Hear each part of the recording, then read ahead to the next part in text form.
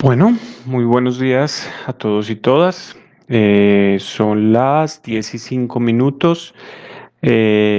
Mi nombre es Cristian Camilo Arbeláez, soy psicólogo y en este momento estoy acompañando el proceso de acompañamiento al duelo que se está realizando desde Funerales Los Laureles.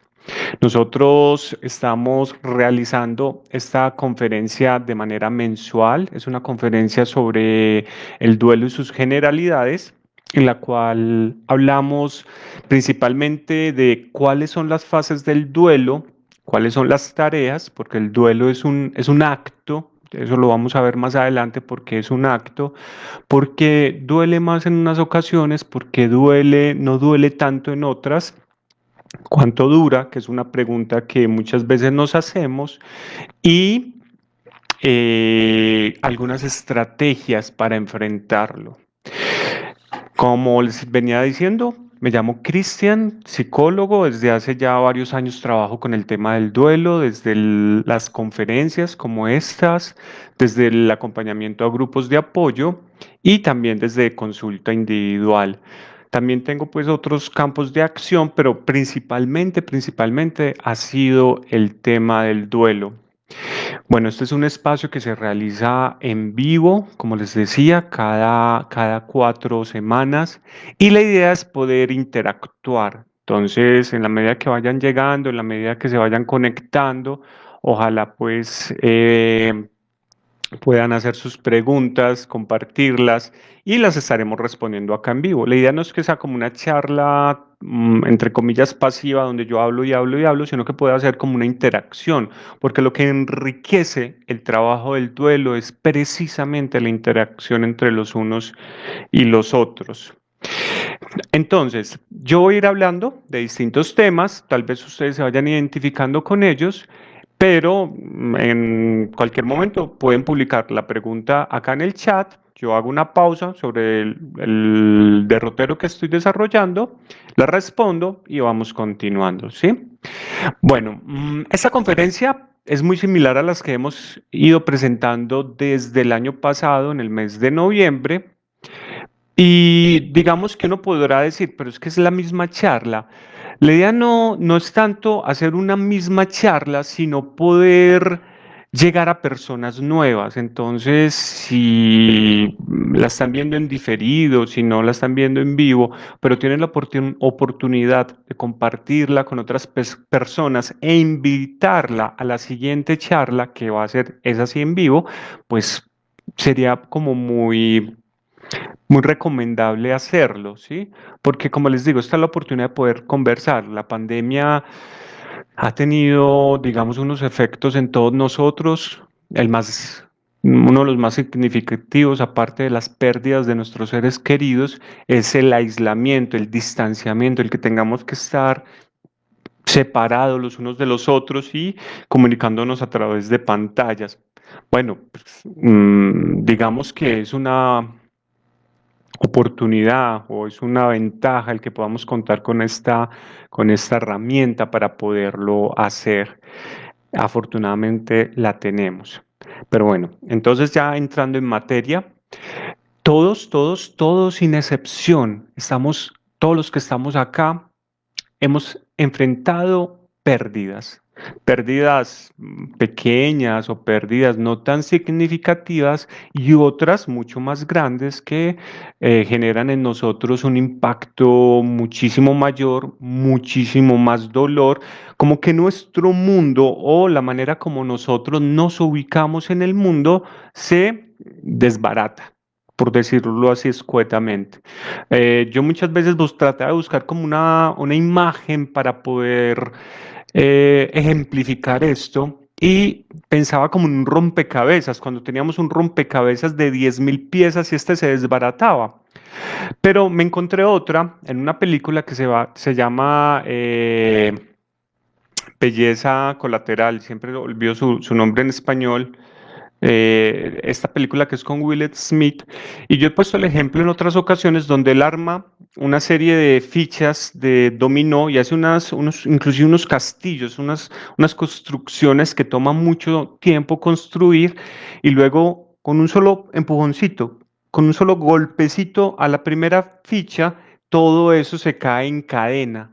Y me parece que la película lo logra representar de una manera muy, muy exacta. Eso es lo que pasa con el duelo. Un golpecito que puede ser la muerte de un ser querido, un accidente, una enfermedad, un homicidio, un suicidio, ¿sí? Hace que todo eso genere una reacción en cadena y todo este mundo que hasta cierto momento consideramos seguro se desbarate. Y eso se vuelve un total desastre. Eso es, digamos, como lo que podemos percibir del duelo. Pero entonces les estaba diciendo que desde nuestro nacimiento nosotros nos vemos enfrentados a pérdidas. Encontramos que algunos señalan que la primera pérdida que todos enfrentamos es precisamente el nacimiento, salir del útero, salir de ese lugar cálido, seguro, donde todas nuestras necesidades estaban siendo suplidas a un mundo desconocido, a un mundo hostil, que nos recibe con, pues, con una nalgada, que nos recibe con unas luces brillantes, con un montón de sonidos, un montón de estímulos. ¿Y dónde está ese lugar en el que yo estaba, que me sentía tan cómodo en ese paraíso, por así decirlo? Pues ya no está y ya no puedo regresar allá. Me tengo que empezar a enfrentar a un nuevo mundo que trae consigo muchísimos, muchísimos aprendizajes. Pero entonces, a lo largo que vamos creciendo, vamos perdiendo otras cosas. Pues, por ejemplo, se nos van cayendo los dientes de leche, se nos pierde un juguete, hacemos conductas que no volvemos a hacer, como chuparnos el dedo, o jugar con carritos o con muñecas o con lo que nos haya gustado jugar, los amiguitos del vecindario, el mismo vecindario, ¿sí? Vamos todo el tiempo. Incluso una elección que hagamos implica renunciar a otra cosa. Helado de chocolate, pues un ejemplo que puede parecer muy tonto, pero ¿tengo helado de chocolate o helado de vainilla? Si escojo chocolate, entonces no es vainilla. Si escojo vainilla, entonces no es chocolate. Bueno, ustedes dirán, no, pues entonces escoge las dos bolas. No, pues eh, en algún momento una elección implica renunciar a otra cosa. Si yo me caso, por ejemplo, y elijo una pareja, pues quiere decir que esta es la pareja que elijo y todas las demás posibles parejas con las que me hubiese podido casar, pues ya no me voy a poder casar con ellas. Entonces hago una renuncia, pero no lo vemos como una pérdida o como un duelo tan traumático como sí es perder a un ser querido. Cuando perdemos a un ser querido, que es una situación supremamente dolorosa, supremamente estresante, ese mundo, como les venía diciendo, se ve desconfigurado, se ve afectado, se ve impactado. Y podemos ver distintas áreas que están afectadas. Por ejemplo, mi parte física. Perder a un ser querido es una de las situaciones que más estrés físico genera, ¿sí? Mi cuerpo reacciona con dolor, dolor acá en la parte de los hombros, bajo el cuello, en la parte baja de la espalda, puedo sentir dolor de cabeza, sequedad de garganta, opresión en el pecho, daño de estómago, un sinfín de reacciones. Mi sistema inmunológico se puede ver afectado y disminuido y pueden aparecer enfermedades y si no tengo enfermedades, perdón, y si tengo enfermedades, estas pueden agravarse, la presión arterial se puede disparar, el colesterol, la diabetes. Entonces es muy importante cuidar de sí mismo cuando se está en duelo, no descartar un chequeo médico. Si de pronto siento que me estoy sintiendo muy mal físicamente, pues no está de más consultar con un doctor, ¿sí?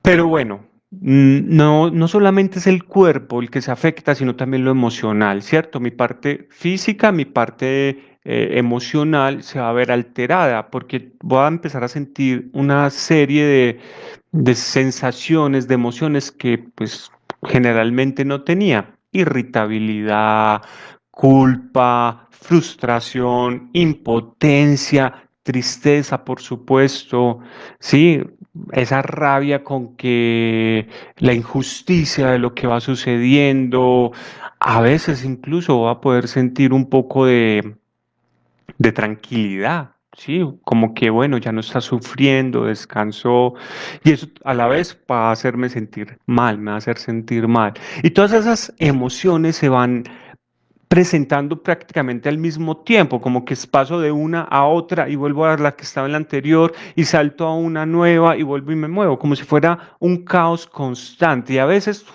como una quietud. A mí me gusta comparar también el duelo mucho con el movimiento de las olas. Decimos que es como una montaña rusa que tiene altibajos, ¿sí? O como un electrocardiograma que tiene pues esos picos que poco a poco van a ser menos distantes, menos agudos, más como ondas precisamente. Y ahí es donde llego a la metáfora de las olas, donde a veces el mar está agitado, a veces está sereno y a veces está todo completamente calmo, como si fuera un espejo. Y uno se puede sorprender y hacerse la pregunta, ¿yo por qué estoy tan tranquilo? ¿Yo por qué no estoy llorando? ¿Acaso es que no me importaba? ¿Acaso es que no quería a mi ser querido? Pues eso parecía como una contradicción. Si es un ser querido, se supone que lo debo de querer.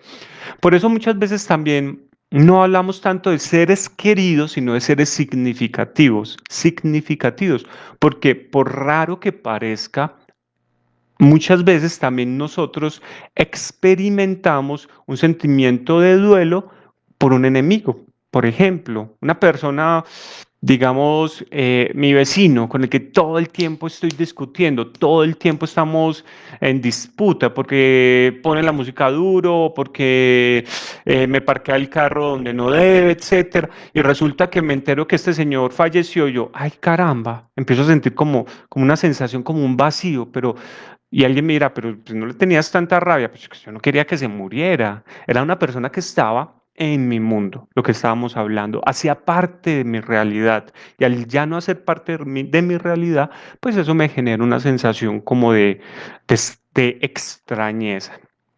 Entonces, no nos sorprendamos de sentir todas estas emociones. Además de esto, perder a un ser querido también implica un dolor social. Nos duele la sociedad, porque la sociedad muchas veces parece no comprender lo que nosotros estamos sintiendo. Nos presiona, nos está como llamando a que volvamos a estar en un estado de tranquilidad como estábamos antes, lo cual es prácticamente imposible. Yo no voy a ser el mismo que era antes de haber perdido a este ser querido, ¿sí? Entonces, me presiona o me juzga o me invalida mi dolor. Ay, pero mira, tú perdiste a tu bebé, estaba en tu vientre, llevabas 4 o 5 meses, ni siquiera llegaste a conocerlo. Pero ¿cómo así? O sea, el hecho de que no lo haya llegado a conocer quiere decir que no tengo por qué sentir dolor. O empieza a hacer un montón de cosas para protegerme que lo que logra es complicar más mi proceso. Por ejemplo, el caso que les estaba contando de la pérdida perinatal. La madre está con su embarazo, su bebé fallece y cuando va para la casa, pues antes había una habitación con todo el ajuar para recibir a un bebé, pero dicen, no, el bebé murió, entonces sacan todo eso y cuando la madre llega no encuentra nada de lo que habían destinado para el bebé. No, es que es para que no te duela tanto, pero le preguntaron a la madre qué era lo que quería. Eso es un error que cometemos muchísimas veces, que no le preguntamos al doliente qué es lo que necesita, qué es lo que desea. Y aprovecho para decirles algo más. Por ejemplo, en ese caso, duelo perinatal, que es un duelo muy, muy complejo, nosotros nos encontramos que, claro, se pierde el ser que se estaba gestando, pero también se pierde todo el proyecto que se estaba construyendo a futuro. ¿Sí? Esta madre soñaba con llevarlo a la guardería, verlo crecer, verlo estudiar, casarse, ser abuela o ser abuelo, y eso ya no va a ser posible. Entonces no es solamente lo tangible por lo que nosotros estamos en duelo, sino también todo lo que ponemos ahí, incluso a futuro, lo que Queríamos que fuera y ya no va a ser. Mejor dicho, nos duele el pasado, el presente y el futuro, ¿sí? Cuando perdemos a un ser querido. Pero también la sociedad, estamos hablando de la sociedad como algo que nos duele cuando perdemos a un ser significativo, muchas veces es indolente, es impune, ¿cierto? Es como insensible y eso nos afecta. Y vamos a un grupo social más pequeño, la familia, ¿sí? Sabemos que podemos ir como, nos podemos mover desde lo individual, yo, mi cuerpo, mis emociones, lo social, pero también lo familiar. La familia, no solamente estoy yo en duelo, también está la gente más cercana, mi grupo nuclear o mi familia extensa, ¿cierto? Pueden ser mis abuelos, mis tíos, mis primos. Hace poco escuchaba a dos mujeres. Viene la mamá, su hijo muere por causa de esta pandemia, pero viene acompañada de su sobrina. Entonces tenemos a la mamá que pierde a su hijo y a la sobrina que pierde a su primo. Y para esta sobrina, su primo era como un hermano, porque eran hijos únicos, se habían criado juntos, compartían muchas cosas. Entonces, claro, a la sobrina le duele haber perdido a su primo, pero también le duele ver a su tía triste. Y otro caso que me encontré, por ejemplo, la pareja, ¿cierto? La mamá de mi pareja muere, ¿cierto? Mi suegra. Hay una fantasía de que muchas veces uno no quiere a las suegras, pero eso es más como cuentos. Uno puede tener una muy buena relación con las suegras, pero claro, mi pareja pierde a su mamá. El verlo triste me hace sentir triste. Hay algo que yo trato como de compartir con las personas con las que hablo cuando estoy hablando del duelo. Generalmente cuando estamos en una sala de velación, nos sentimos como muy cuestionados en qué decir. ¿Yo qué le digo a esta persona? Que no se me ocurre nada. ¿Cómo hago para no meter las patas? Miren, no hay una frase infalible, no hay una frase exacta, como que la frase precisa. Pues voy a buscar en Google frases para decir en un velorio. Pues la verdad no. Yo llego y es más lo que hago.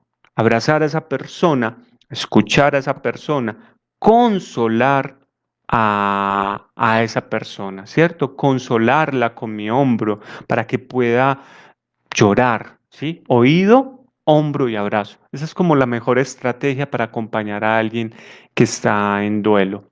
Pero entonces, cuando alguien va a un sepelio, dice, bueno, lo siento, mis condolencias, ¿sí? Y el que ha perdido puede decir, no, es que usted no lo siente. Claro, yo no siento lo que tú sientes, pero yo siento tristeza de verte triste, porque tú eres una persona para mí significativa también. Uno no quiere que aquellas personas que son especiales para uno, pues estén mal, ¿cierto? Eso sería egoísta. Eso sería pues como muy insensible, como que uno no desee el bien para aquellos que quiere. Listo.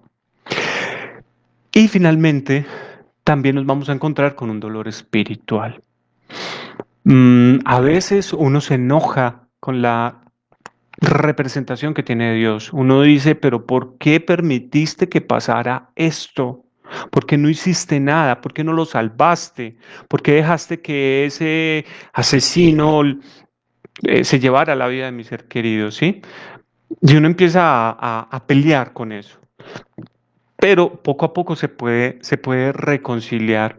Ayer estaba hablando con unas personas en un grupo de apoyo y hablamos precisamente del tema. Alguien decía, no, es que yo estoy muy enojada, inclusive no volví a la iglesia. Y bueno, ¿y por qué se lo llevó o dónde estaba? Yo le conté una historia que me encontré en un texto que habla sobre duelo de Joy Johnson, donde un hombre le decía a su amigo, oye, ¿dónde estaba Dios cuando el río se llevó el carro con mi hijo? Y el amigo le responde, sabes, yo no lo sé, no tengo idea dónde estaba Dios, pero muy probablemente estaba sintiendo tanto dolor como el que tú estabas sintiendo.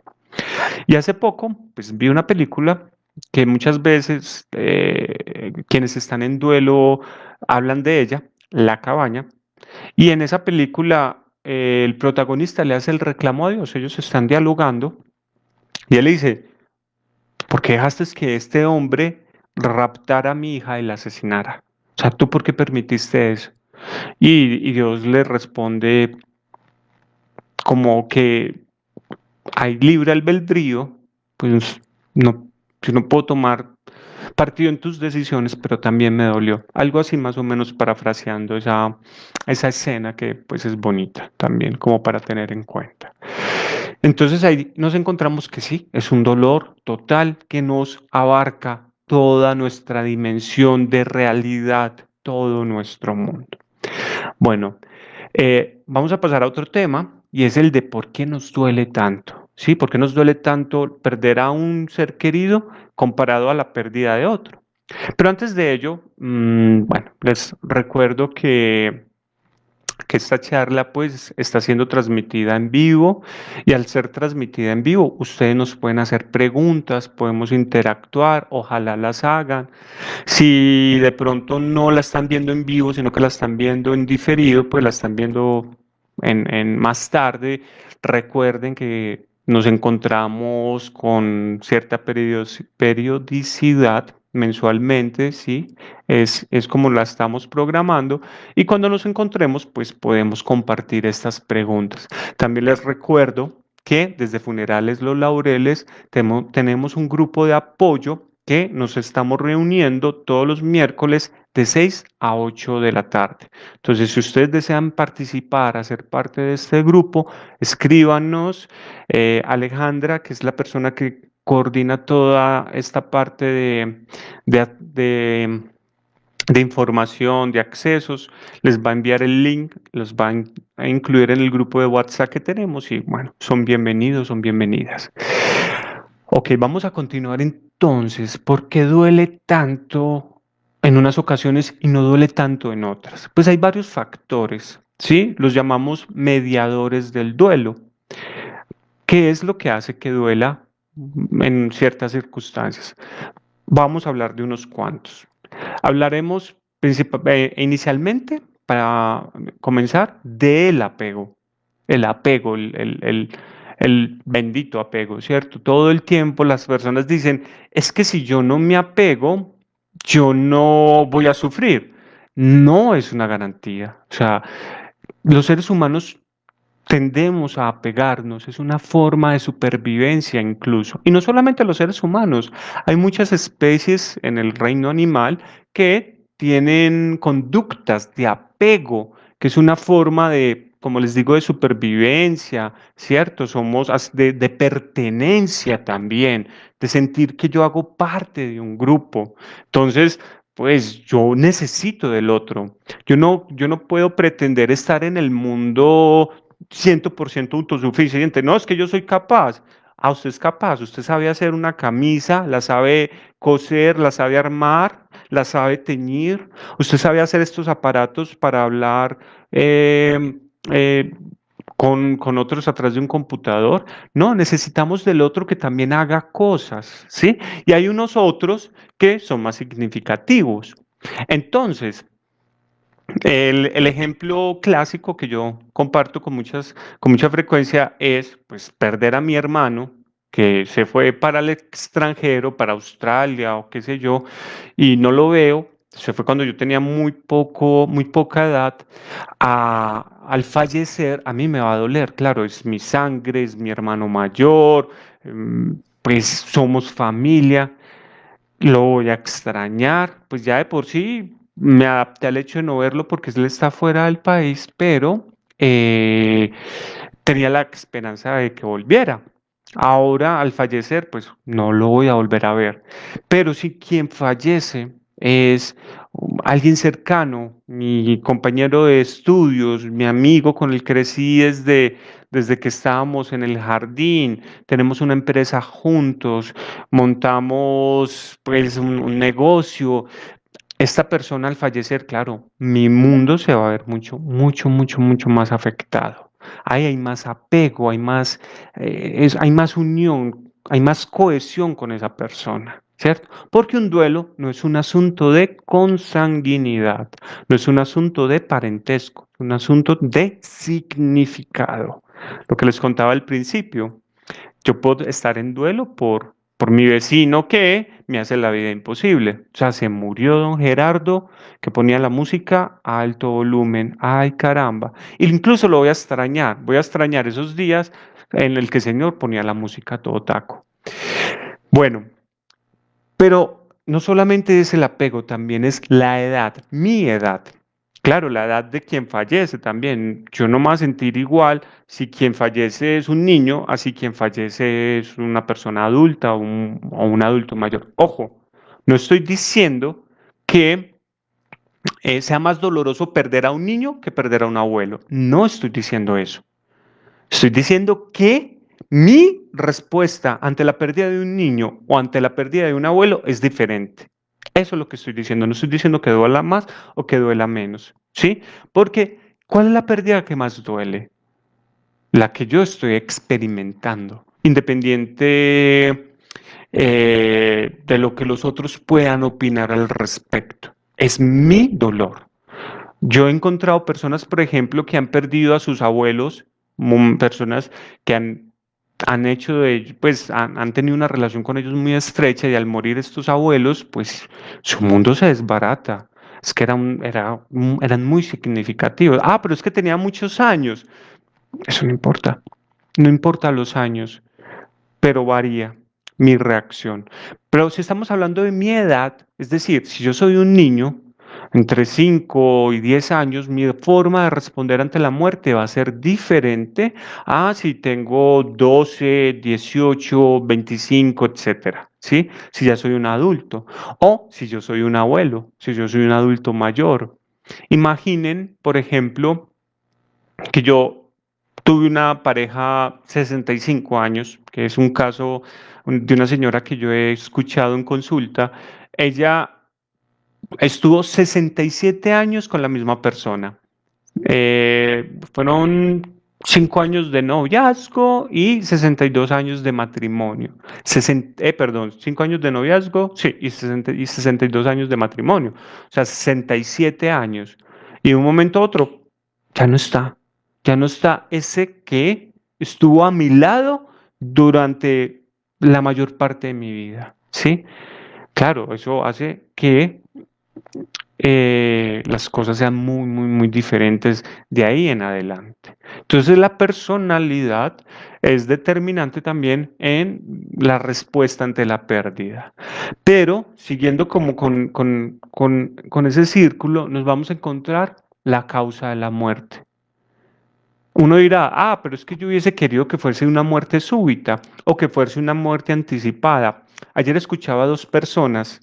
Alguien decía, porque a mí me tocó llevarla al hospital, cuidar de ella, estar presente cuando murió. Sí, decía alguien al perder a su ser querido. Yo estuve ahí durante todo ese proceso de enfermedad y muerte y yo hubiera preferido no estar y estaba la contraparte, alguien que le dijo a esta persona, mira, yo hubiese querido haber tenido esa oportunidad. Mi mamá murió de un infarto. Yo no tuve la oportunidad ni de despedirme, ni de acompañarla, ni de cuidarla, ¿sí? Entonces, cada muerte tiene sus bemoles, por así decirlo. Claro, si es una muerte anticipada y yo estoy en la clínica acompañando a esa persona, voy a tener la oportunidad de poder resolver algunos asuntos. Oportunidad que no va a ser posible si ella muere de manera súbita. Pero si esa muerte súbita es causada por agentes externos, por decir algún accidente o un homicidio, claro, la respuesta va a ser diferente. Alguien lo asesinó, ¿quién le dio el derecho de que pudiese hacer eso? ¿O por qué se suicidó? ¿Por qué no me dijo? ¿Por qué no pidió ayuda? ¿Por qué no me di cuenta? Viene la culpa, viene la vergüenza también. O sea, mi ser querido cometió suicidio y yo no pude hacer nada para evitarlo. Un fracaso también como en la función paterna, si estamos hablando de la muerte de un hijo, o un cuestionamiento, si estamos hablando de otro tipo de relación. Bueno, también a veces nos encontramos que contamos con un buen recurso, una buena red de apoyo. Si tenemos una buena red de apoyo, probablemente sea más, no sea tan difícil llevar la pena, el luto, pero si carezco de una red de apoyo, sí, va a ser mucho más complejo. Se espera que la principal red de apoyo sea la familia, pero a veces la familia es más un obstáculo que una ayuda. Y uno dice, pero no debería de contar con ellos. No siempre, ¿cierto? No siempre es como algo que ocurre. Si no pasa, si la familia no es mi principal red de apoyo, pues deberé recurrir a otras estrategias, como por ejemplo el trabajo, los hobbies, los amigos, grupos de apoyo en duelo, grupos de oración, algo donde yo sienta que soy escuchado. Lo que hablábamos cuando estábamos hablando del apego, un lugar donde yo pueda sentir que encajo, donde yo no me siento excluido, ¿sí? No me siento un bicho raro. Entonces, decía que el trabajo puede ser una estrategia, un recurso para yo enfrentar la pérdida, pero también puede ser una evasión. La línea que separa una estrategia de una estrategia efectiva y una estrategia no efectiva es muy delgadita. Porque, por ejemplo, hay personas, en los hombres es más común que en las mujeres, eh, empiezan a trabajar en exceso y se extienden en su jornada laboral para que su cabeza esté todo el tiempo pensando en lo laboral y no dé lugar a pensar en el dolor. Pero eso a la larga lo que consigue es un mayor desgaste físico, mental y emocional. ¿Sí? Muy bien. Y nos vamos a encontrar otra variable, que son lo que llamamos crisis concomitantes. ¿Cómo así? ¿Qué crisis concomitantes? No solamente pierdo a mi ser querido, sino que anexo a eso ocurren otras situaciones, como por ejemplo desplazamiento forzado. Tantas familias víctimas de la violencia.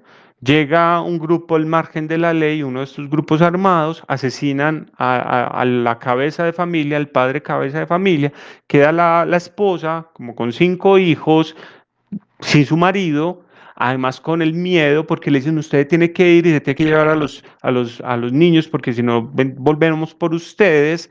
Entonces pierde a su esposo, pierde su tierra, pierde sus animalitos, y tenían animales de corral, pierde su sustento, porque vivía del trabajo en el campo, pierde sus vecinos, pierde toda una vida. Eso son crisis concomitantes, crisis concurrentes además. Pero no solamente esas, pero entonces si yo no soy desplazado, no tengo crisis concurrentes. No, sí, también podemos tener. Por ejemplo, las promesas. Esto me lo encontré hace poco, yo no lo había visto como tal. Cuando mi ser querido, yo muchas veces le hago promesas y el no cumplir esa promesa me carga. No, tranquilo, yo me voy a hacer cargo de los hijos, no importa que sean drogadictos, porque que un hijo sea drogadicto también puede ser una crisis, ¿cierto? Yo estoy en duelo, pero también tengo el dolor de ver a mi hijo en las drogas. Y eso es algo que genera mucha tristeza, todo el tiempo pensando cómo poder sacarlo de ahí. Entonces, yo le prometí que cuando falleciera iba a cremarlo y sus cenizas las iba a llevar para eh, Tierra Santa. Y pues no tengo los recursos para ir a Tierra Santa. O, por ejemplo, me quedo encargado de una casa, una herencia física, ¿no? La casa que la mamá hizo con tanto esfuerzo, pero es una casa que está caída, que tiene un montón de gastos, que yo no tengo recursos para sostenerla, pero no la vendo porque, no, pues era la casa de los padres, la casa de los abuelos. A veces nosotros nos amarramos a cosas que lo que hacen es no dejarnos avanzar en el duelo. Entonces esas son las variables o son los mediadores. Se los voy a recordar, ¿sí? Como no tenemos aquí una diapositiva como para podernos ayudar visualmente, se los voy a recordar. Está el apego, ¿cierto? Lo significativo que es el otro para mí, la edad, tanto de quien murió como mi edad, ¿cierto? Las causas de la muerte, si fue por natural, súbita o anticipada, o si fue por muerte violenta, homicidio, suicidio o accidente, ¿sí? Las redes de apoyo, los recursos tanto internos como externos con los que yo cuento y las crisis concurrentes. Esas son las variables que hacen que nos duela más una pérdida que otra. Y no se trata de entrar a comparar, porque cada pérdida es única y por lo tanto cada proceso de duelo es único, ¿sí? Yo me he encontrado con personas que pierden a sus dos padres y siendo los dos muy significativos, se siente más eh, cercanía con uno de los dos, ¿cierto? Mi papá es muy significativo, lo amo, pero mi mamá también, y yo estoy pensando más en mi mamá. Pienso en los dos, me duelen los dos, pero debo de empezar a trabajar el duelo que más me duele para con esas herramientas seguir trabajando en lo otro. ¿Ok?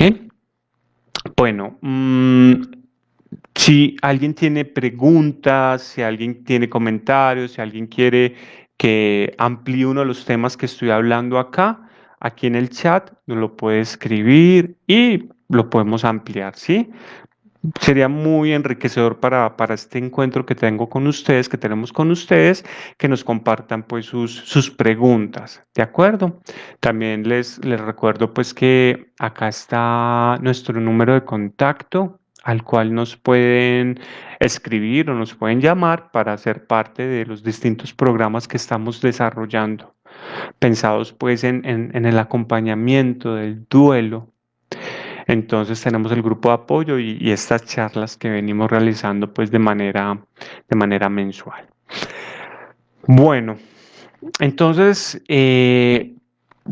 como ustedes pueden ver en la descripción, el duelo no es una enfermedad. El duelo es un proceso, es una experiencia. Y como experiencia tiene distintas fases, distintos momentos.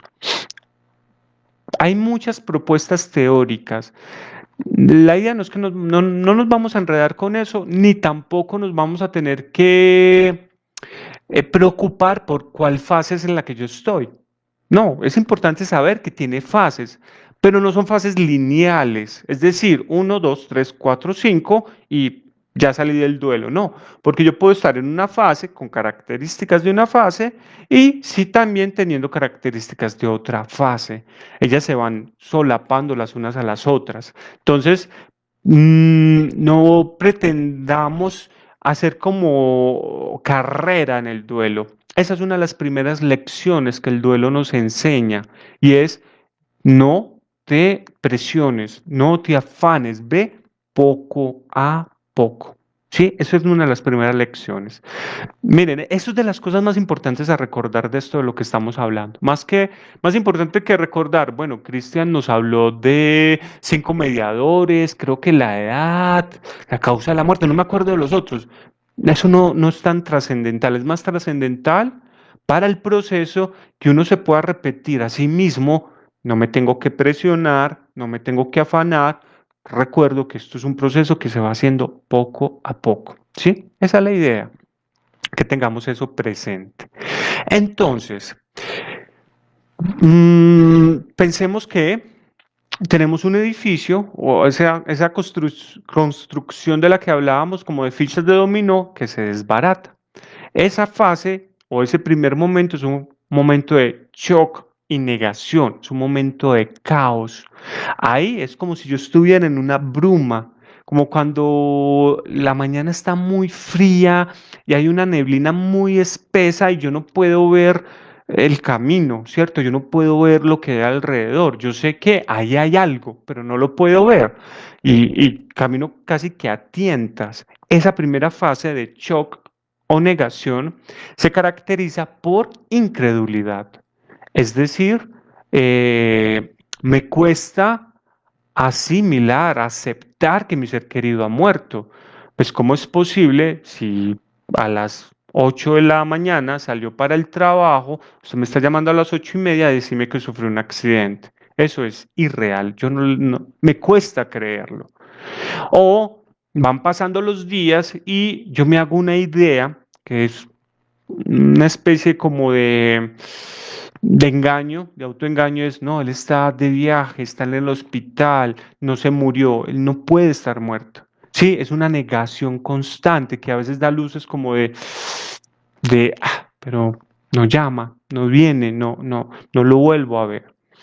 Poco a poco eso se va a ir asimilando, poco a poco la realidad nos va a ir ganando terreno.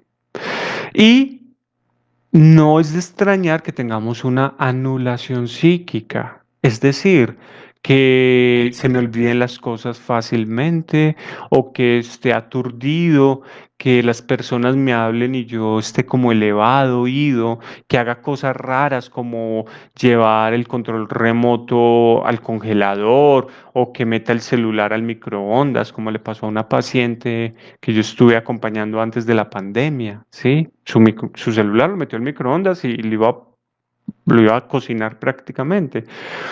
Esas cosas nos pasan y no es que nos estemos volviendo locos, es que, recuerden, es como que viene un gran monto de angustia al cerebro, como que pone unos diques para protegernos de esa angustia. Y es como si la energía estuviese ahí puesta y no se dirigiera bueno, a las tareas cotidianas. También en esa primera fase vamos a tener oleadas de angustia. ¿Recuerdan la metáfora de las olas? Claro, yo puedo estar un poquito estable, pero viene una ola y me golpea.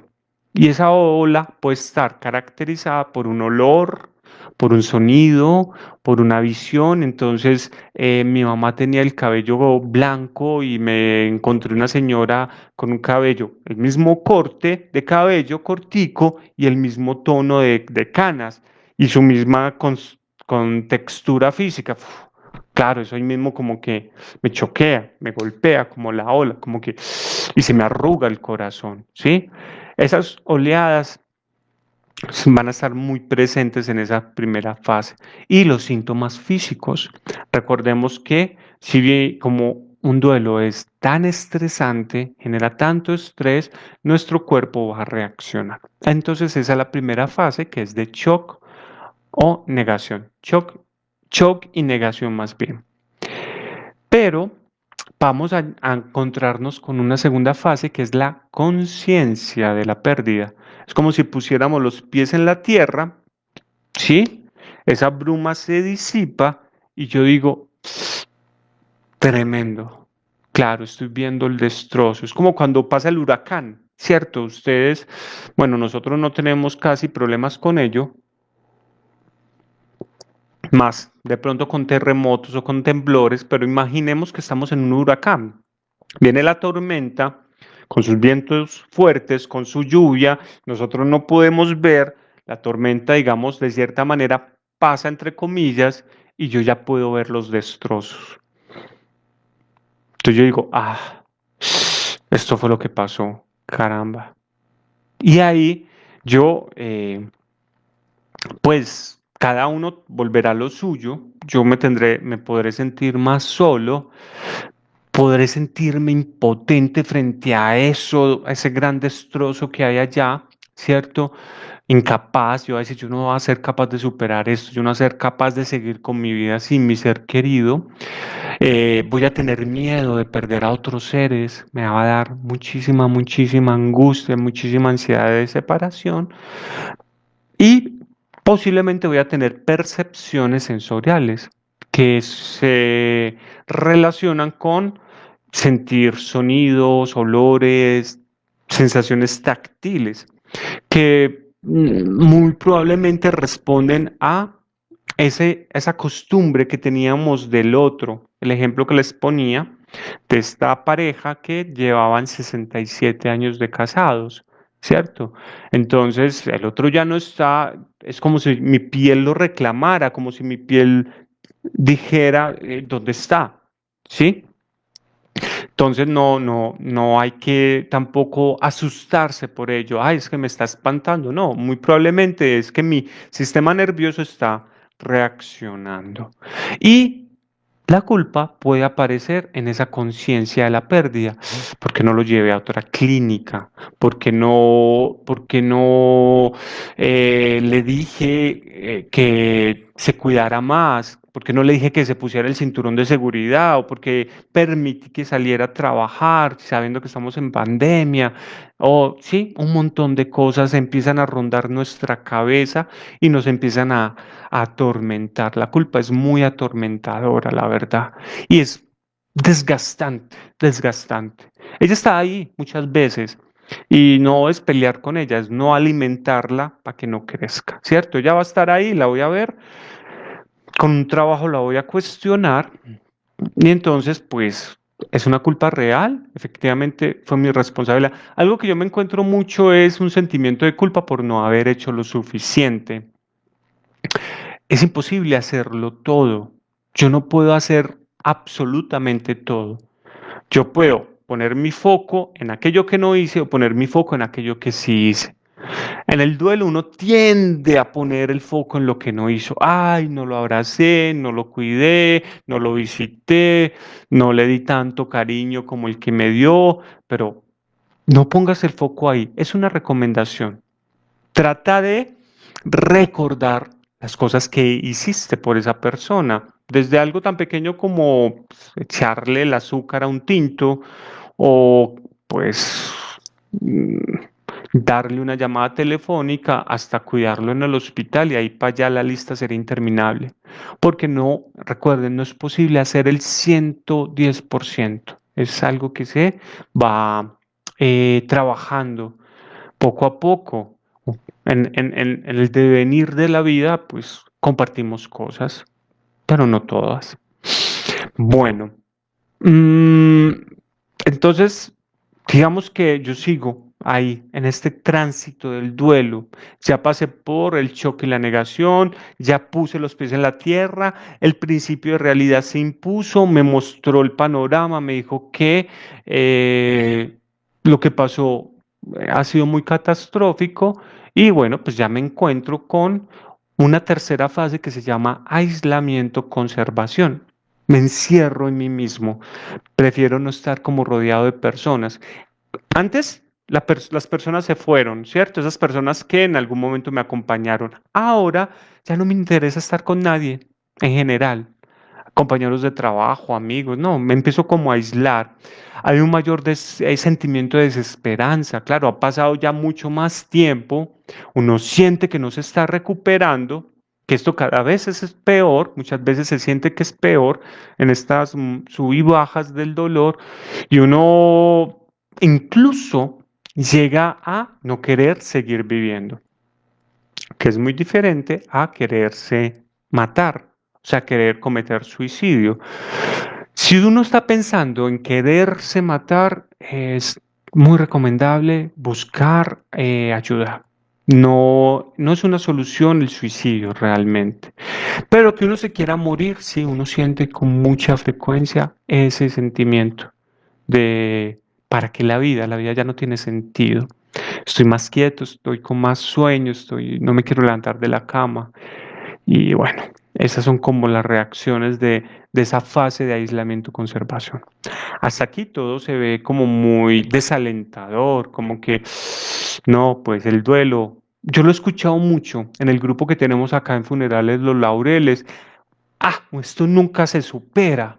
Y yo les digo, ojo, esperen, esperen. Les voy a decir algo y se los voy a decir desde mi experiencia. No solo desde lo que he estudiado, no solamente desde la psicología, desde la literatura, desde mi experiencia. Y es que no necesariamente que la pérdida sea para siempre, sí, pero que el duelo sea para siempre, no, del duelo se puede salir.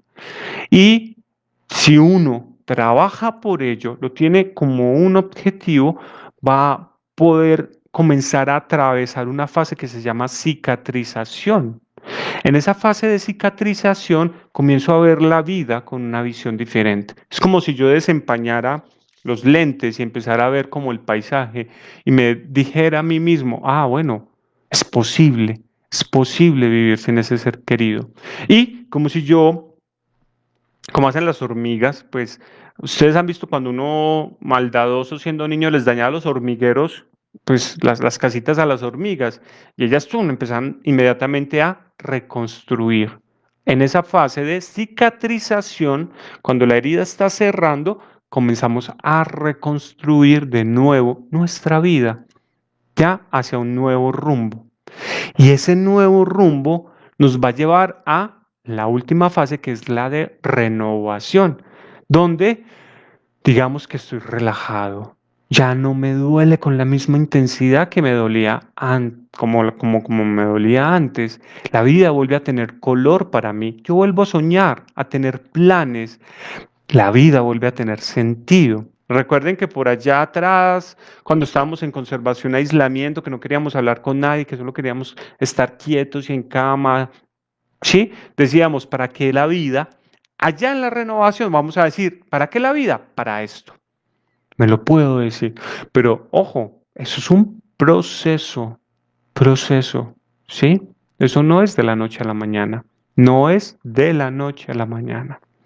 Entonces, eh, no todo es tan oscuro en el duelo. Tienen otras posibilidades. Bueno, acabamos de hablar de las fases, ¿sí?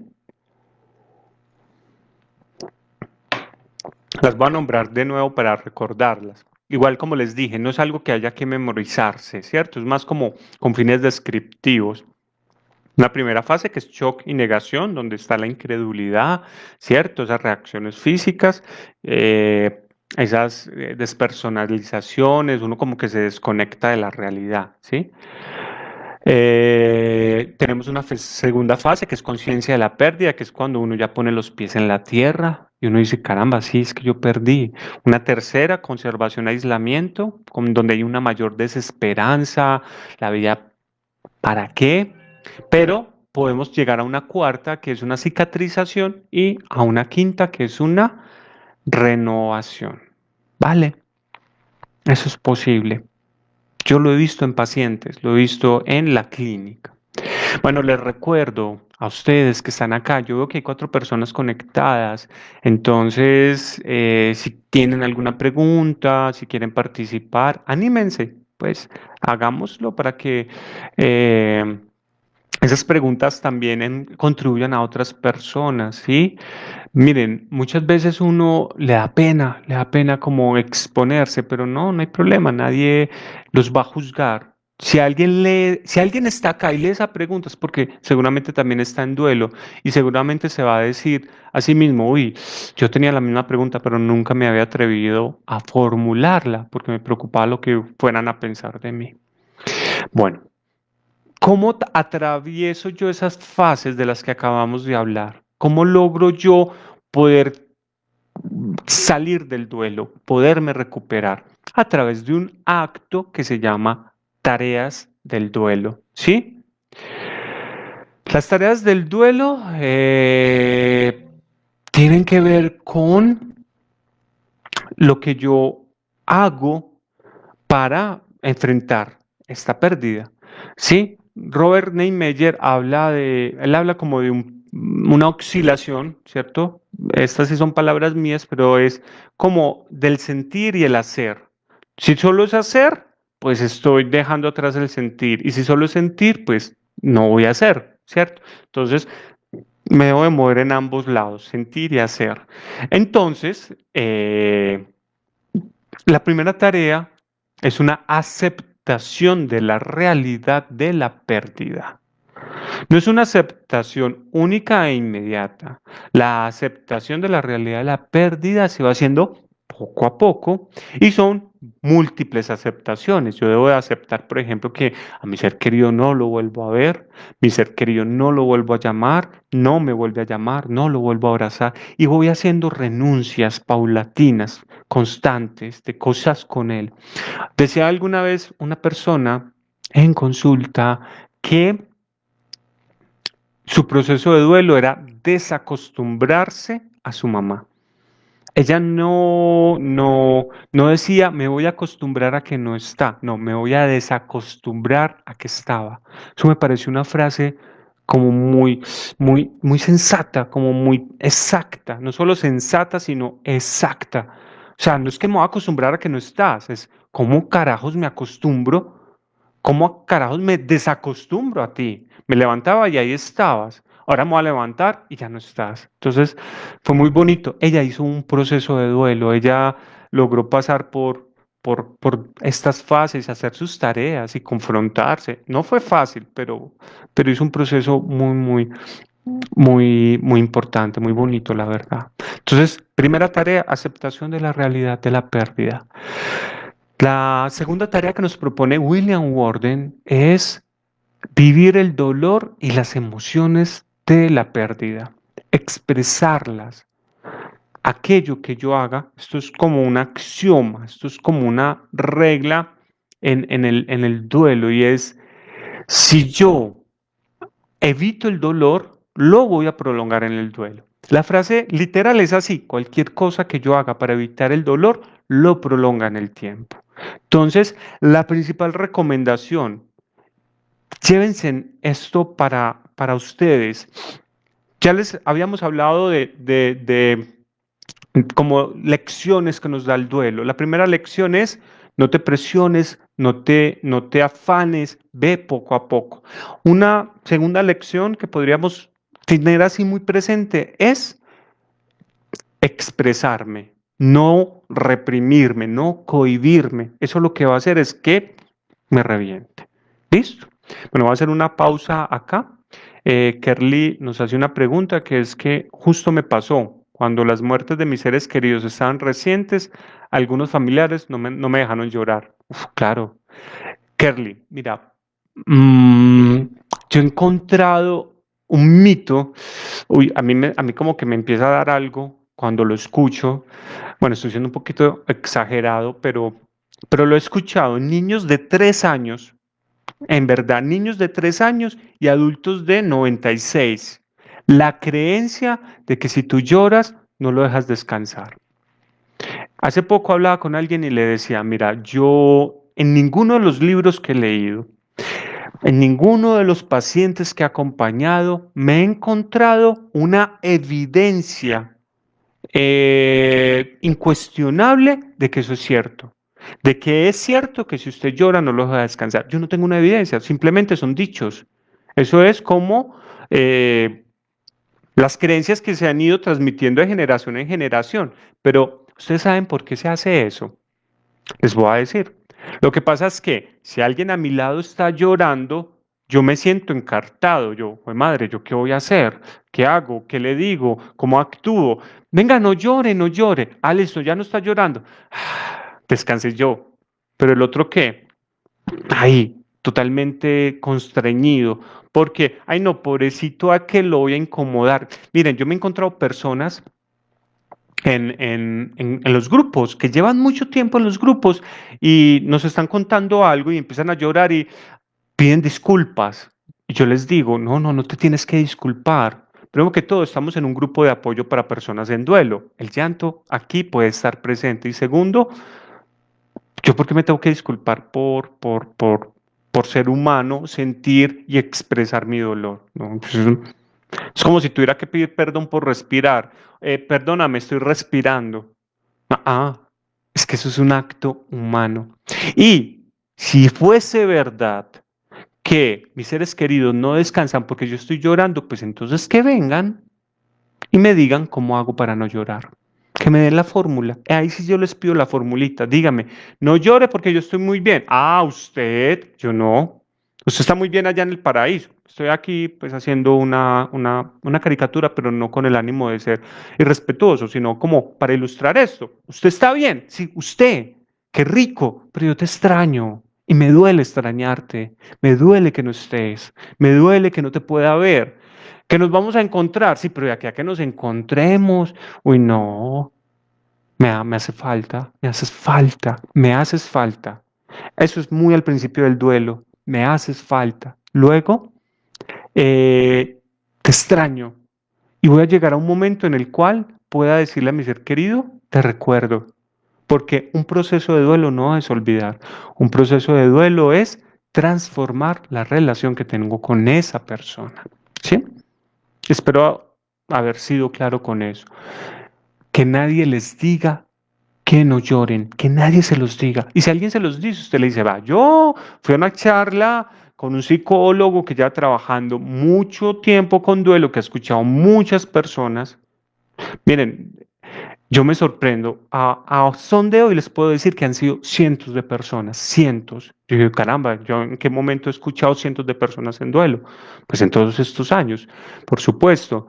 Y ustedes les pueden decir a esas personas, y el psicólogo dijo que yo podía llorar y que no hay una evidencia que nos demuestre que él no puede descansar. Pues yo no la conozco.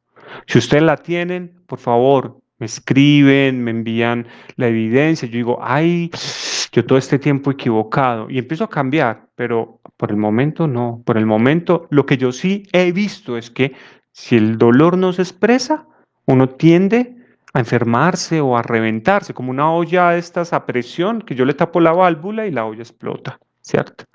Bueno, Tatiana también nos escribe, nos hace aquí un comentario. ¿Cómo se puede saber si el dolor es normal por la pérdida de un ser querido o si se está estancado en una etapa del duelo? Tatiana, muy buena pregunta. Eh, Tú estás preguntando algo que nos diferencia lo que es un duelo complicado de un duelo normal. Buda, hay una frase que dicen que es de Buda y es, el dolor es inevitable, el sufrimiento es innecesario. Es una paráfrasis que estoy haciendo, ¿cierto? Es prácticamente inevitable que no nos duela perder a alguien que para nosotros es significativo. Seamos budistas, seamos musulmanes, seamos católicos, seamos agnósticos, seamos lo que seamos. Por el hecho de perder a alguien significativo nos va a doler. Ahora viene un sufrimiento que es los autorreproches, las culpas, la rumiación de pensamiento todo el día yo ahí pensando, ¿cierto? Y eso va a ser más angustia. Y también algo que yo podría revisar, dos cosas, ¿cierto? Ojo, eso no es determinante. Si es así, entonces es así. No, revisar. Vamos a revisar. Uno, la intensidad de las emociones. Si han pasado 20 años y yo sigo sintiendo la misma intensidad que sentía al momento de perder a mi ser querido, ahí algo no se ha trabajado, ¿sí? Si yo sigo sintiendo las emociones con la misma intensidad luego de 20 años, algo no se ha trabajado, ¿sí? Entonces ahí tenemos dos elementos, la intensidad y el tiempo. Pero ojo, un duelo no es un asunto de tiempo, es un asunto de trabajo. Eso se los voy a aclarar ya aquí enseguida, la siguiente diapositiva. Pero entonces, si yo llevo con un duelo que se puede llamar crónico, es decir, no cede, no se transforma, no sigue esta forma de montaña rusa, sino que todo el tiempo es intensidad, intensidad, ahí me estaría arriesgando, sí estaría muy posiblemente frente a un duelo que se esté complicando. Hay recomendación, buscar ayuda. Miren, muchas veces nosotros somos muy reacios a buscar una ayuda profesional o a una ayuda espiritual o a hablar con la familia. No, yo soy capaz solo, yo puedo solo, como personas, por ejemplo, que tienen problemas de drogadicción. No, yo soy capaz de salir de esto solo. Venga, es más fácil si usted carga una mesa entre dos a que si usted la carga solo. Sí, usted puede solo, pero entre dos es más fácil. Pues cárguenla entre dos, que nos vamos a matar ahí necesariamente, ¿cierto? Entonces, no revisar eso, revisar la intensidad y cuánto tiempo es que esa intensidad se ha mantenido. La intensidad y cuánto tiempo es que se ha mantenido esa intensidad. Eso es un detallito pues pequeñito. Obviamente habría que entrar a ver más detalles. Pero muchas veces la sociedad dice, ah, pero ¿usted cuándo lo va a superar? 6 meses y usted todavía llorando. ¿Qué son 6 meses? Muy poco tiempo. Miren, hasta el primer año de duelo hay un montón de cosas que son nuevas. Primer día de madres, primer día de padres, primer cumpleaños mío, primer cumpleaños de mi ser querido, muy posiblemente primera Navidad, primer aniversario de bodas, primer año de muerte. Antes del primer año, Eso no existía. Ya en el segundo año, claro, yo ya voy a tener un referente. Eso es como una puerta que uno atraviesa y uno dice, uy, atravesé el primer cabo de año. Y en los que vienen voy a poder tener un referente. Antes de ese primer año no los tengo. Entonces hay que coger con pinzas ese tema del tiempo, ¿sí? Por eso les digo, ¿cuál es la intensidad y durante cuánto tiempo se ha mantenido esa intensidad? Como para decirlo así un poquito resumido. Kerle, ese primer momento puede darse mucho tiempo después de la pérdida.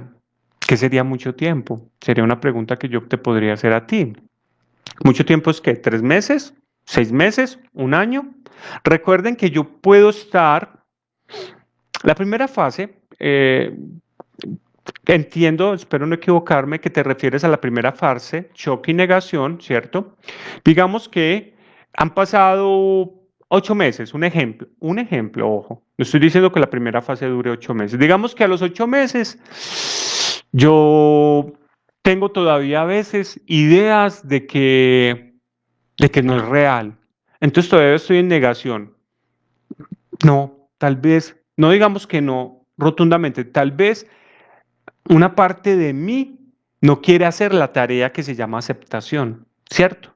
Miren, yo escuchaba a una mamá, su hijo murió asesinado, ella guardaba la ropa con la que su hijo murió, todavía con la sangre de su hijo, no la había lavado, y, y ella decía, lo decía literalmente, yo no lo acepto. Miren que ahí hay una negativa, yo no lo acepto.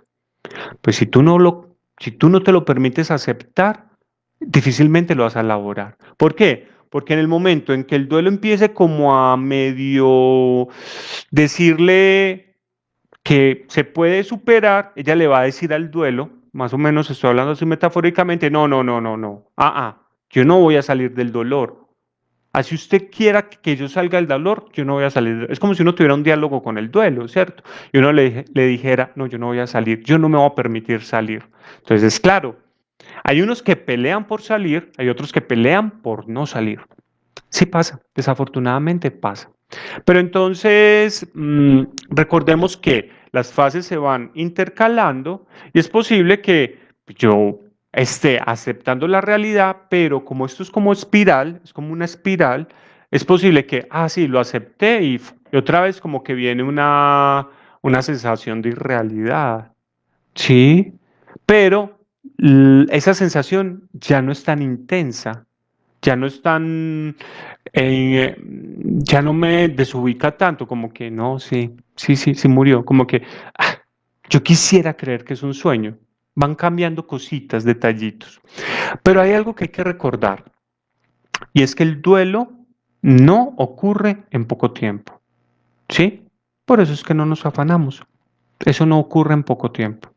A veces pasa mucho tiempo, sí, pasa un tiempo considerable, no digamos mucho porque asusta, pero a veces pasa un tiempo considerable antes de que se elabore.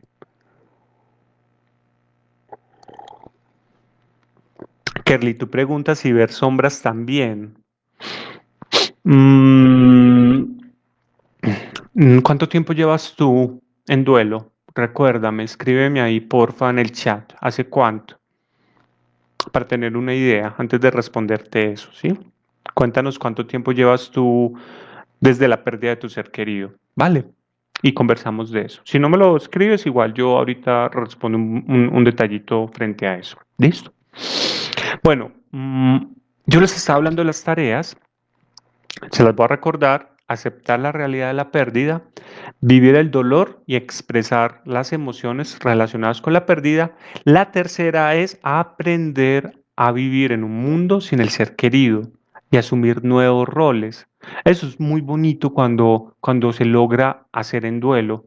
Yo utilizo la palabra bonito, pues eso es como un adjetivo, pero a lo que me refiero es ese cambio, cuando una persona dice, es que mi pareja lo hacía de esta manera, mi pareja ya no está, yo lo voy a hacer de esta manera. Y no es una ofensa. Miren, había una, una, una mujer ya de edad, su esposo había muerto hacía muchos años, uno podría decir, no hizo el duelo. hizo cosas del duelo, ¿cierto?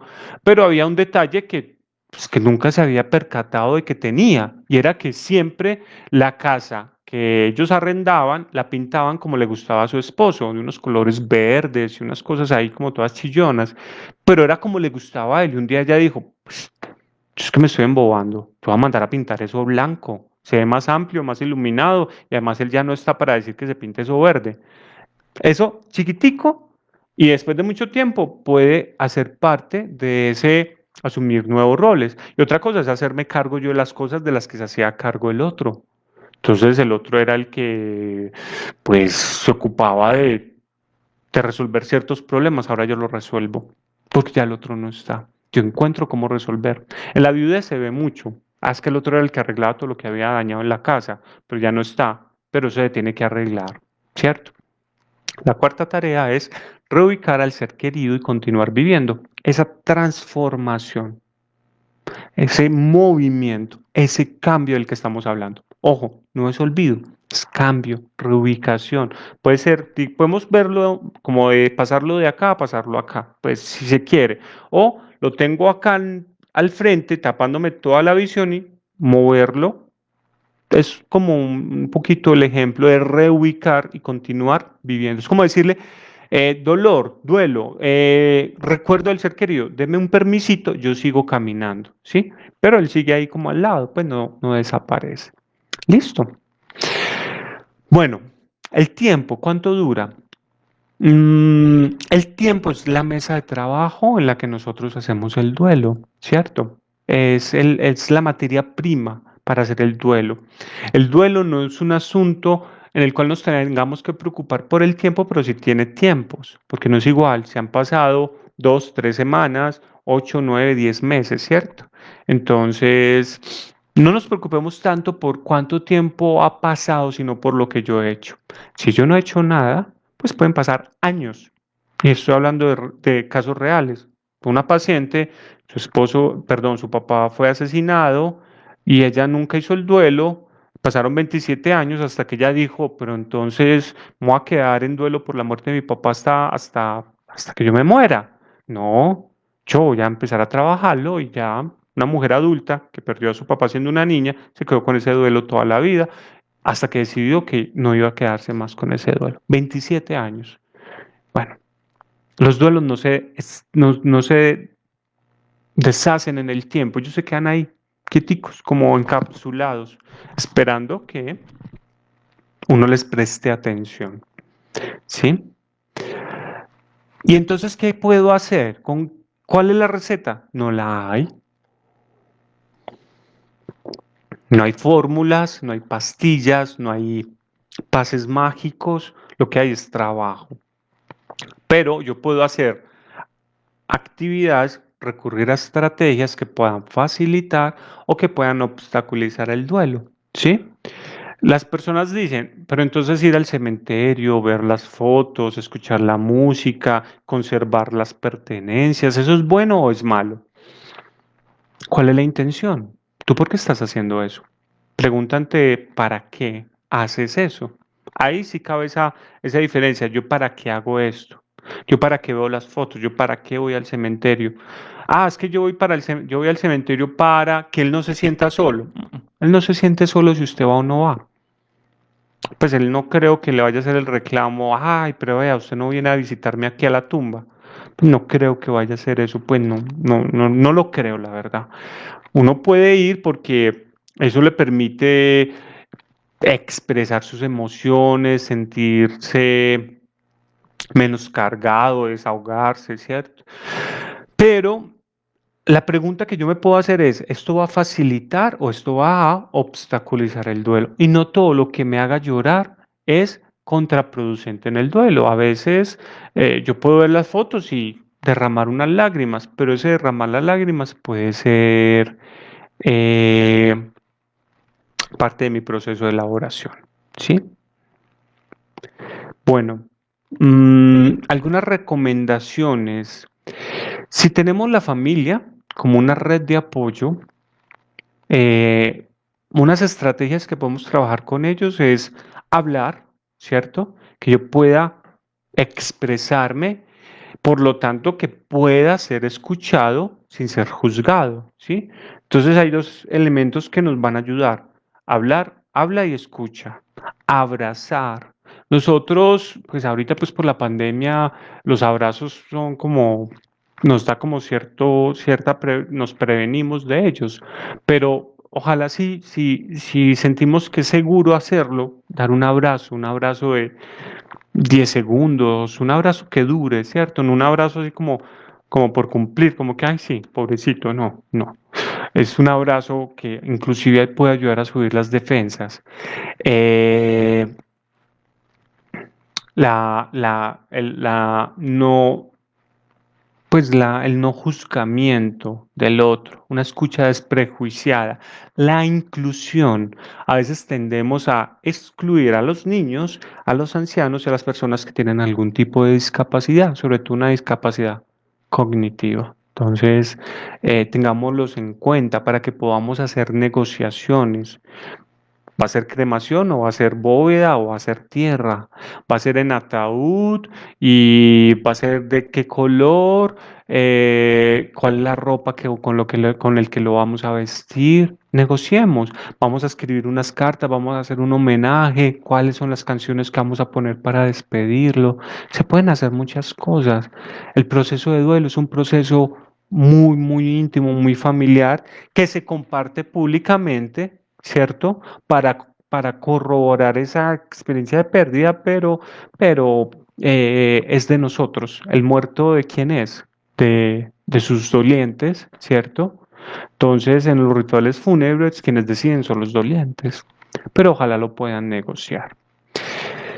Muy bien, ya como para ir cerrando, entonces, les decía que de los grandes excluidos están los niños, los ancianos y las personas con discapacidad. Los niños también sienten, solo que ellos reaccionan de una manera diferente. Y no es igual si el niño tiene 2 años, 5, 7, 9, ¿cierto? Cada etapa del desarrollo tiene una manera diferente de relacionarse con la muerte. Ellos necesitan de nosotros los adultos a que los acompañemos a elaborar su duelo. Ellos solos no tienen los recursos. Ellos han estado en este mundo menos tiempo que nosotros. Nosotros los vamos a acompañar a que ellos lo hagan, porque no lo podemos hacer por ellos, ¿cierto? Eh, Hablemosles con honestidad. A veces utilizamos palabras mm, pues como maquilladas para que ellos no se sientan muy angustiados, es una forma de protegerlos. Entonces, el abuelito se quedó dormido o está en el cielo, vino Dios y se lo llevó. Y entonces, claro, sale el niño a buscar en qué carro vino Dios a llevarse al abuelo para decirle que no se lo lleve, ¿cierto? O si se quedó dormido, entonces si yo me voy a dormir, entonces no me va a despertar como la abuelita. Entonces, hay que tener cuidado con esas palabras que utilizamos a veces con muy buena intención, pero que no son muy útiles. Y tampoco hay que darle más información de la que el niño sea capaz de procesar. Pues yo para qué le voy a decir a un niño que, que pues todos los lujos de detalles, sino con palabras reales. Las palabras muerte, murió. ¿Tú qué entiendes de eso? Impermanencia, permanencia, irreversibilidad, no funcionalidad, universalidad, ¿sí? Que son como los conceptos que nos permiten asimilar o integrar la idea de la muerte, de la finitud, ¿cierto? Que ella es permanente, que ella es irreversible, que ella es universal y que el ser querido no siente ni frío, ni hambre, ni calor, ni ganas de ir al baño, ¿cierto? Que es la no funcionalidad. Entonces, pues, tengámoslos en cuenta, acompañémoslos, ¿sí? Y bueno, como les digo, no les enredemos tampoco la vida a los niños con tecnicismos. A eso me refería hace un momento y les hablamos con palabras que ellos puedan comprender, ¿cierto? Infarto al miocardio. ¿Y qué es miocardio? ¿Sí? No, son palabras que inclusive son raras, inclusive para un adulto es difícil de, de entender muchas veces. Con ellos es muy importante el acompañamiento, eh, realizar actividades y estas actividades que se realizan con ellos a uno les puede ayudar también. Y mm, desculpabilizarlos, que no crean que ellos son responsables. Es que la abuelita decía que, ay, estos muchachitos van a salir matando. Y la abuelita murió, entonces fue que yo la maté. No, era un dicho de la abuela. Ay, día menos pensado con mis maletas y me largo. Se largó, se fue. Porque decimos, no, es que la abuelita se fue y nos dejó. Se fue por mi culpa. No, la abuelita no se fue por tu culpa y no es que se fue, la abuelita es que murió. ¿Sí? Palabras reales. Recomendaciones para todos, todas. Buscar el apoyo de la familia si es posible y si no es posible de amigos, ¿cierto? No hagan esto solos. Miren, el duelo es algo que nadie va a hacer por uno, pero eso no quiere decir que uno lo tenga que hacer solo. Ah, pero es que yo soy muy solo, yo no tengo familia, no tengo amigos. Hay un grupo de apoyo. Ya saben que los miércoles a las 6 de la tarde nos estamos encontrando para conversar, para encontrar opciones ante el dolor. Eso es lo que hacemos allá, compartir experiencias. Esto que ustedes están aprendiendo acá, multiplíquenlo, compártanlo con otras personas, que a ellos también les pueda ser de utilidad, saber que frente al duelo algo se puede hacer. Muy, muy, muy importante, no tomen decisiones de manera apresurada. Sí, me voy de la casa, renuncio al trabajo, cambio de país, me divorcio. Más bien esperemos un poco. Yo sé que es difícil, pero si eso se puede aplazar, aplacémoslo un par de meses. No tomemos esa decisión tan de momento. Y bueno, si lo consideran viable, recurran a ayuda profesional, psicólogos o trabajadores sociales, terapeutas, alguien que ustedes consideren que puede ser de utilidad. Listo. Bueno, vamos a dejar acá. Estas son pues como las generalidades que les quería compartir por hoy. Ya saben que en 4 semanas nos vamos a encontrar de nuevo. Inviten a otras personas, acompáñenos. La idea es que aquellos que están en duelo encuentren herramientas que les puedan ser de utilidad. Pero antes de despedirnos, Kerly nos había hecho una pregunta sobre las sombras. Me dice que se puede darse mucho tiempo después de la pérdida, o sea, el primer momento, y nos pregunta algo sobre las sombras. Y yo le había dicho que es mucho tiempo, ¿cierto? Lo que pasa es que en el duelo la noción del tiempo es diferente a la noción cronológica. O sea, ¿cuánto es un minuto? ¿Cuántos son 10 minutos? ¿Cuánto es una hora? ¿Cuánto es un día? ¿Cuánto es un mes? ¿Cuánto es un año? A veces uno siente que 8 meses han sido una eternidad, pero también es como si el ser querido acabara de morir. O sea, parece como si hubiese sido ayer que eso ocurrió. Entonces, el tiempo del duelo es muy diferente al tiempo del reloj, al tiempo medible, cuantificable. Entonces, ¿qué es mucho tiempo?